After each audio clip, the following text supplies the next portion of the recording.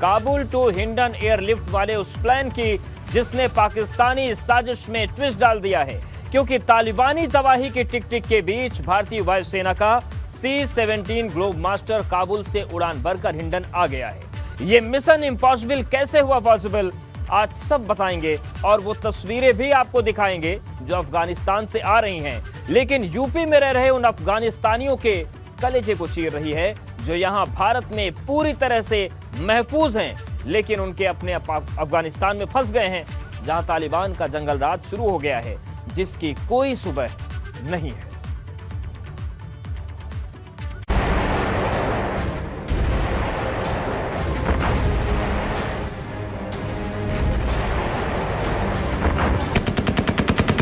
जल्दी हो मेरे बेटे को मारते। जब कॉल करते कोई रिसीव नहीं कर रहा, डर का माहौल है, रिस्क है। तालिबानी तबाही की टिक टिक।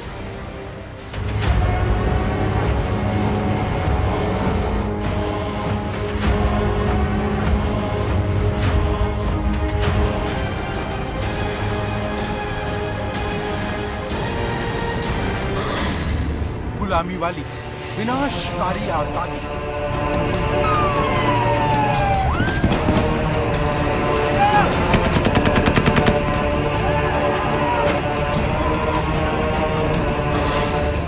पाकिस्तान को तालिबान कबूल, अमेरिका की सबसे बड़ी भूल।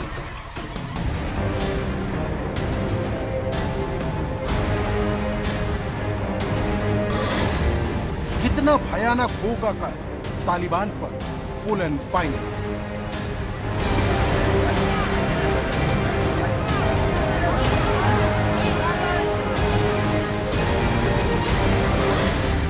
पाकिस्तानी साजिश में हिंदुस्तानी ट्विस्ट।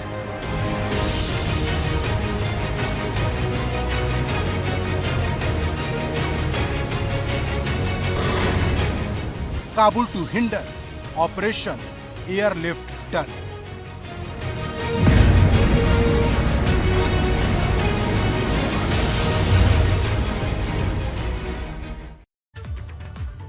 तो तालिबान के हमदर्द इसे आजादी बता रहे हैं, लेकिन सच में ये गुलामी की वो विनाशकारी आजादी है जिसने 20 साल पुरानी त्रासदी याद दिला दी। मतलब गोली काबुल में चल रही है, लेकिन दर्द यहां हिंदुस्तान में हो रहा है। अफगानिस्तान में शैतानी राज ने लखनऊ, प्रयागराज, चंदौली, देहरादून जैसे शहरों को बेचैन करके रख दिया, क्योंकि वायुसेना का C-17 विमान काबुल से 150 लोगों को लेकर भारत आ गया, लेकिन अभी भी कई ऐसे लोग हैं जो अफगानिस्तान में फंसे हुए हैं। काबुल से आने वाली तस्वीरें उनके परिजनों को तड़पा रही हैं, उन्हें परेशान कर रही हैं, क्योंकि अनहोनी की आशंकाएं हैं और जो भी हालात अफगानिस्तान में हैं, जो तालिबान अफगानिस्तान में कर रहा है, वो किसी को भी कपा देने के लिए काफी है। ऐसे में परिजन परेशान हो तो क्यों ना हो, वो परिजन भी परेशान हैं जिनके अपने अफगानिस्तान में फंस गए हैं, और वो परिजन भी परेशान हैं जो भारत में हैं, लेकिन उनके जो घर वाले हैं वो अफगानिस्तान में फंसे हुए हैं। तो अफगानिस्तान में चल रहे जंगल राज के बीच हर तरफ चीख है, हाहाकार है, लेकिन हिंदुस्तान में भी उस दर्द को महसूस किया जा सकता है, क्योंकि अफगानिस्तान में चारों तरफ अफरा तफरी मची हुई है।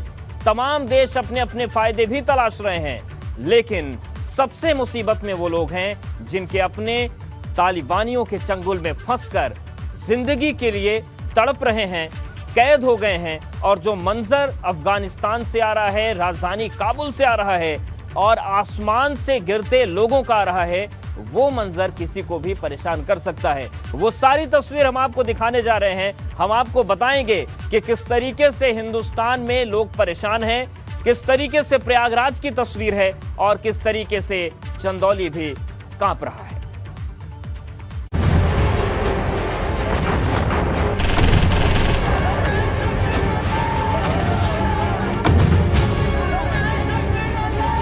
मेरे नाना को तालिबान ने सामने मारा, पूरा बंदूक उसके सीने में छाते में डाल दिया। हमने बहुत टेंशन लेकर। अफगानिस्तान में तालिबानी राज, काबुल में फंसे भारतीयों का बुरा हाल। जितने जल्दी हो मेरे बेटे को मार दे।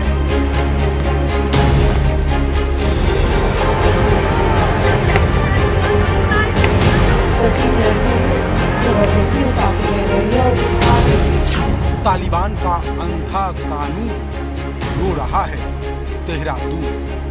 तालिबानी हम जानते हैं, सब जानते हैं तालिबानी कैसे है। 20 साल पुरानी त्रासदी महिलाओं ने रोकर बताई आप बीती। जिस सिचुएशन में हमारी फैमिलीज वहाँ पे रह रहे बहुत मुश्किल है। अफगानिस्तान में शैतानों का राज, परेशान है प्रयागराज। कॉल करते कोई रिसीव नहीं कर रहा है, डर का माहौल है। मेरा बात नहीं हुआ है, अभी नहीं पता है क्या चल रहा है। तालिबान के जुल्म की कहानी लखनऊ में पढ़ रहे अफगानियों की जुबानी। वहाँ का प्रेसिडेंट अशरफ गनी भी भाग गया है और अभी तक पता नहीं कि वो कौन सी कंट्री में गया है। अफगानिस्तान की सड़कों पर मातम पसरा है। गोलियां तो वहां चल रही हैं, लेकिन दर्द हिंदुस्तान में हो रहा है। तालिबान के हमदर्द इसे आजादी बताते हैं, लेकिन सच में ये गुलामी की विनाशकारी आजादी है। एक ऐसी रात की शुरुआत है जिसकी कोई सुबह नहीं। यही वजह है कि जो भारतीय अफगानिस्तान में फंसे हैं उनके परिजन परेशान हैं, और जो अफगानिस्तानी भारत में पढ़कर सुनहरे भविष्य का सपना देख रहे थे उनका भी बुरा हाल है। अफगानिस्तान में तख्ता पलट के बाद क्या बदला है ये सब बताएंगे, लेकिन सबसे पहले आपको अफगानिस्तान में फंसे उन भारतीयों के परिजनों का हाल बताते हैं जिन पर एक एक रात भारी पड़ रही है। ये तस्वीर यूपी के चंदौली की है, जहां एक पिता काबुल में फंसे अपने बेटे को वापस लाने की गुहार लगा रहा है। एक पत्नी अपने सुहाग की सलामती की दुआएं मांग रही है। आपको बता दें कि बुद्धिराम का बेटा सूरज काबुल में फंसा है। सूरज के साथ यूपी के 17 और लोग भी काबुल में फंसे हैं। अफगानिस्तान से आ रही एक एक तस्वीर को देख यहां परिजनों का बुरा हाल है। अब जरा काबुल में गणतंत्र वाले तालिबानी राज की तस्वीरों को देखिए और सोचिए अफगानिस्तान में फंसे भारतीयों के परिजनों पर क्या बीत रही होगी, क्योंकि काबुल में देहरादून के भी कई नागरिक फंसे हुए हैं, जिनमें से एक ही फैमिली के 4 सदस्य भी हैं। तकरीबन देहरादून के 80 लोग हैं जो अफगानिस्तान में फंसे हुए हैं, जो लगातार ये गुहार लगा रहे हैं कि उन्हें अपने स्वदेश लौटने पर भारत सरकार उनकी मदद करे। आपका बेटा है वहाँ पे, शायद किस तरह की दिक्कत आई, आपकी बात हुई है? मैं कुछ कह नहीं पाऊंगी, बस ये अनुरोध करती हूँ भारत सरकार से कि हमारे बच्चों को जैसे करके भी वहाँ से लिया है। प्रधानमंत्री मोदी जी से और विदेश मंत्रालय से हाथ जोड़कर निवेदन है कि जल्द से जल्द मेरे हस्बैंड और जितने भी भारतीय वहाँ पर फंसे हुए हैं उनको जल्द से जल्द हिंदुस्तान पहुँचाया जाए। और क्या वो डरे हुए हैं वहाँ, या आपने उन्हें समझाया कि जो भी दिक्कत है वो दूर हो जाएंगी? मेरे हस्बैंड ने वहाँ पे सुबह ही बात हुई थी उनसे, वो तो खैर क्योंकि मैं डर जाऊँगी, मेरे बच्चे भी डरे हुए, इसलिए शायद वो ऐसा जाहिर नहीं कर रहे हैं, लेकिन मुझे कहीं ना कहीं है, क्योंकि तालिबानी हम जानते हैं, सब जानते हैं तालिबानी कैसे है। अफगानिस्तान पर तालिबान के कब्जे ने लखनऊ में पढ़ रहे अफगानिस्तानी छात्रों को बेचैन कर दिया है। जहां अफगानिस्तान में जो लोग हैं वहाँ के वो परेशान हैं, तो दूसरी तरफ परेशान हैं वो लोग भी जो अफगानिस्तान से कोसों दूर अपना एक सुनहरा भविष्य बनाने के लिए आए हुए हैं। इन्हीं में से कुछ स्टूडेंट्स हैं जो लखनऊ यूनिवर्सिटी में अपनी पढ़ाई कर रहे हैं, कोई MBA कर रहा है, कोई MSc कर रहा है, कोई नौकरी की तलाश में है। ऐसे ही कुछ स्टूडेंट्स इस समय हमारे साथ भी मौजूद हैं। हम उनसे बात करेंगे, जानेंगे उनके देश में इस समय जो उनके परिवार रह रहे हैं उनके क्या हालात हैं और वो अब क्या चाहते हैं। सिचुएशन अभी कुछ दिनों में बहुत गड़बड़ हो गया है और वहाँ का गवर्नमेंट जो था, जो वहाँ का गवर्नर था, सब भाग गया है। तालिबानी शासन को देख प्रयागराज में पढ़ रहे अफगानी छात्रों की नींद उड़ गई है। हालांकि ये छात्र भारत में महफूज हैं, लेकिन उनका अपने परिजनों से संपर्क टूट गया है। आप देख सकते हैं कि 3 अफगानी स्टूडेंट्स हमारे साथ हैं। हम इन स्टूडेंट से सबसे पहले बात करेंगे और जानने की कोशिश करेंगे। बताइए, आपके परिवार में वहाँ कौन कौन से लोग हैं और क्या परेशानी आ रही हैं? सर एक्चुअली हमारा एक्सटेंडेड फैमिली है, उधर अभी कोई कांटेक्ट नहीं हो रहा है। जब कॉल करते हैं कोई रिसीव नहीं कर रहा है, डर का माहौल है, बहुत सर, जिस दिन काबुल पे अटैक हो गया था, तकरीबन आज तीसरा दिन है, तो हमने वही दिन से नहीं सोया है। हम हमेशा टोटल पे चेक कर रहे हैं सोशल मीडिया पे, तो क्या हो रहा है क्या नहीं हो रहा है। अफगानिस्तान में तालिबान का लौटना महिलाओं के लिए किसी नरक से कम नहीं है। दिल्ली में रह रही महिलाओं को 20 साल पुराना जमाना याद आ रहा है, क्योंकि अभी जिस सिचुएशन में हमारी फैमिलीज वहाँ पे रह रहे बहुत मुश्किल है। जैसे कि कल हमारा एक लेडीज जो एयरपोर्ट में उसने गोली खा के मर गया। अफगानिस्तान में घट रही एक एक घटना ने कैसे पूरी दुनिया को हिलाकर रख दिया। तालिबानी शासक कैसे वहां लोकतंत्र का दमन कर रहे हैं और वहां फंसे भारतीयों को कैसे एयरलिफ्ट किया जा रहा है, ये सब आपको हम बताएंगे। Bureau report, ABP Ganga.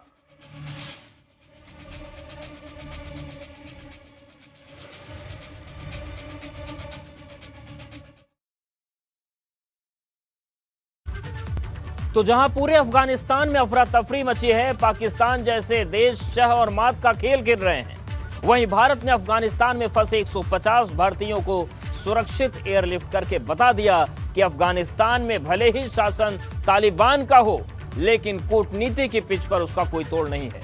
लेकिन यह ऑपरेशन एयरलिफ्ट हुआ कैसे इसे अंजाम दिया गया, इस रिपोर्ट में देखिए।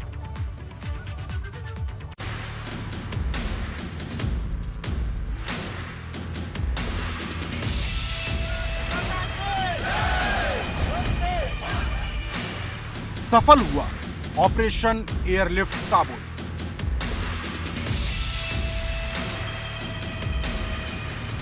मौत के मुंह से बचाकर लाया वायुसेना का C-17 ग्लोबमास्टर।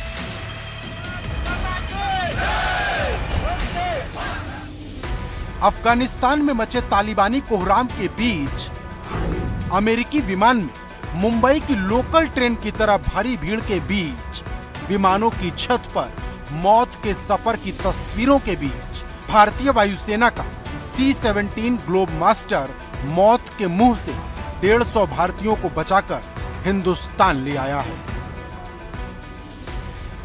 ये तस्वीरें किसी जीत से कम नहीं है, क्योंकि जब सारी उम्मीदें खत्म हो गई थी, तब भारत ने ऑपरेशन एयरलिफ्ट काबुल का ऐसा प्लान तैयार किया कि पाकिस्तान और उसके आका को खबर तक नहीं लगी। हालांकि काबुल में फंसे भारतीयों को बाहर निकालना इतना आसान नहीं था, क्योंकि काबुल एयरपोर्ट के हालात काफी खराब हैं। हजारों की संख्या में लोग काबुल एयरपोर्ट पर जुटे हुए हैं। हालात बेकाबू होते गए और यहाँ पर फायरिंग भी करनी पड़ी, जिसमें कई लोगों की जान चली गई। ऐसे हालात में भारतीय विमान का वहां जाना और भारतीय नागरिकों को बाहर निकालना काफी मुश्किल भरा काम था। लेकिन एनएसए अजीत डोभाल ने अमेरिकी एनएसए से फोन पर बात की। इसी के बाद दोनों देशों में सहमति बनी। दरअसल काबुल में फंसे भारतीयों को निकालने के लिए विदेश मंत्रालय पहले से ही एक्टिव था। इसी मिशन के तहत हिंडन एयरबेस से भारतीय वायुसेना के C-17 ग्लोबमास्टर ने उड़ान भरी, जिसमें गरुड़ कमांडो तैनात थे। पूरी तैयारी के साथ सोमवार की शाम करीब 4:20 पर इस विमान ने उड़ान भरी। इस मिशन को पूरा करने के लिए पाकिस्तान या ईरान के एयर स्पेस का इस्तेमाल नहीं किया गया। विमान ओमान और पर्शियन गल्फ होते हुए ताजिकिस्तान पहुंचा। इसके बाद मंगलवार सुबह विमान काबुल पहुंचा और नाटो फोर्स की सहमति के बाद भारतीय विमान एयरपोर्ट पर उतरा। नाटो फोर्स की मदद से भारतीय नागरिकों को एयरपोर्ट तक लाया गया। मंगलवार सुबह करीब 7:30 बजे काफिला एयरपोर्ट पहुंचा और इसी के बाद C-17 ग्लोबमास्टर ने उड़ान भर दी। इस विमान में भारतीय राजदूत, दूतावास से जुड़े अधिकारी, ITBP के जवान और कई पत्रकार शामिल थे। अफगानिस्तान के काबुल से उड़ान भरने के बाद ये विमान सुबह 11 बजे गुजरात के जामनगर पहुंचा। इसके बाद सभी यात्रियों को 5 बजे हिंडन एयरबेस लाया गया और इस तरह से ऑपरेशन एयरलिफ्ट काबुल को अंजाम देकर भारत ने पाकिस्तानी साजिश में हिंदुस्तानी ट्विस्ट डाल दिया। Bureau report, ABP Ganga. तो भारत ने अपने एयरलिफ्ट मिशन को बड़े ही खुफिया तरीके से अंजाम दिया, लेकिन सवाल उस पूरे अफगानिस्तान का है जहां तालिबान के आने के बाद जिंदगी नर्क बन चुकी है। कहने को अफगानिस्तान 7 मुल्कों के बीच घिरा है, लेकिन भारत को छोड़ उन सभी देशों ने अफगानिस्तान में लूट शुरू कर दी है। ये लूट पैसे या जमीन की नहीं है, ये लूट अमन और शांति की है, उस जिंदगी की है जिसका अफगानिस्तान में कोई नामो निशान अब नहीं रह गया है।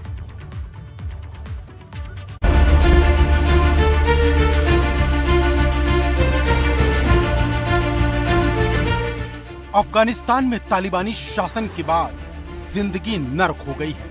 दुनिया के कई मुल्क इस पर खामोश हैं, तो कई अफगानिस्तान की गुलामी को उनकी आजादी बताकर जश्न मना रहे हैं। ऐसे ही देशों में सबसे पहला नाम है पाकिस्तान का, जिसे बंदूक के बल पर मिली विनाशकारी गुलामी आजादी लगती है। और दूसरा है चीन, जो तालिबान के साथ नए रिश्ते गढ़ने की कोशिश में जुट गया है। तीसरा है अमेरिका, जो तालिबान की जीत को अफगानिस्तान की नाकामी बताता है, जबकि ईरान इसे अमेरिका की विफलता बता रहा है। वहीं सऊदी अरब और ब्रिटेन जैसे देश ऐसे हैं जो इस पर पूरी तरह से चुप हैं, क्योंकि रूस और तुर्की जैसे देश अभी तक कोई फैसला नहीं कर पाए हैं। अपने देश की दुर्दशा देख अफगानिस्तान के लोग दुनिया से मदद की गुहार लगा रहे हैं, लेकिन दुनिया के बड़े देश इस पर इस तरह से मौन हैं जैसे उन्हें अफगानिस्तान से कोई मतलब ही नहीं। जबकि एक सच ये है कि Afghanistan Iran, Turkmenistan, Uzbekistan, Tajikistan, Pakistan, चीन और भारत जैसे 7 देशों से घिरा है, लेकिन भारत को छोड़ सभी देश अफगानिस्तान को लूटने में लगे हुए हैं। दरअसल अफगानिस्तान से आ रही ये तस्वीरें उन तमाम देशों की मौन सहमति का ही नतीजा है, क्योंकि जो कुछ भी तरक्की अफगानिस्तान ने बीते 20 सालों में भारत जैसे देश के साथ मिलकर की थी, उसे अमेरिका की गलती और पाकिस्तान, चीन जैसे देशों की शह ने एक झटके में खत्म कर दिया। क्योंकि अफगानिस्तान में जो बर्बादी की दास्तान शुरू हुई, वो अब कब खत्म होगी ये कहा नहीं जा सकता। Bureau report, ABP Ganga. तो काबुल टू हिंडन एयरलिफ्ट हुआ, लेकिन सवाल यह है कि कैसे हुआ। और ये जो एयरलिफ्ट हुआ, इसने एक बार फिर से दुनिया को बता दिया कि हालात कितने भी भरे बुरे हों, लेकिन चाहे अंतर्राष्ट्रीय मामला हो या राष्ट्रीय, भारत की कूटनीति हमेशा अव्वल रहती है। और ये देखिए, उसी का ये परिणाम है। 2 तस्वीरें, जामनगर के हिंडन एयरबेस पर 150 लोगों को लेकर C-17 ग्लोब मास्टर पहुंचा। फिर उसके बाद ये लोग गाजियाबाद से आए, लेकिन बड़े ही गोपनीय तरीके से मिशन चलाया गया था, क्योंकि अफगानिस्तान के इर्द गिर्द जो देश हैं वो उसे लूटने में भी लगे हैं, और वो कभी नहीं चाहेंगे कि हिंदुस्तान अपने लोगों को बाहर निकाल पाए सुरक्षित। लेकिन इस पूरी कवायद के बीच हिंदुस्तान की कूटनीति ने एक बार फिर से साबित कर दिया कि अपने लोगों के लिए भारत और भारत की हुकूमत कितनी गंभीर है।